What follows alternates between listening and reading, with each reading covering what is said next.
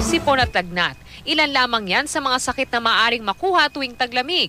Pero ayon kay Dr. Gina Cabuenos ng East Avenue Medical Center, may mga paraan para maiwasan ang pagkakaroon ng mga ganitong sakit tuwing taglamig. Tulad na lamang ng pagsusot ng jacket tuwing lalabas ng bahay, lalo na sa gabi kung kailan mas maginaw. Dalasan din daw ang pag-inom ng tubig at upang lumakas ang resistensya, uminom ng vitamin C.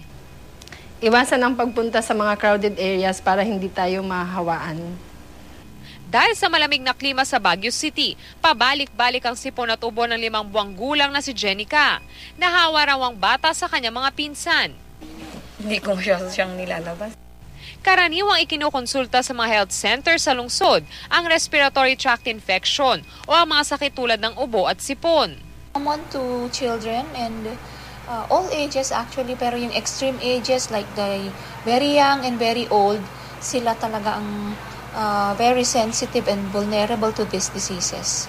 Posibleng mauwi sa pneumonia kapag hindi naagapan ng simpleng ubo at sipon. Bukod sa pagpapanatili ng malakas na resistensya ng katawan, pinakamainam pa rin gawin ang paghuhugas ng kamay at pagtatakip ng bibig kapag umuubo. Von Aquino, GMA News.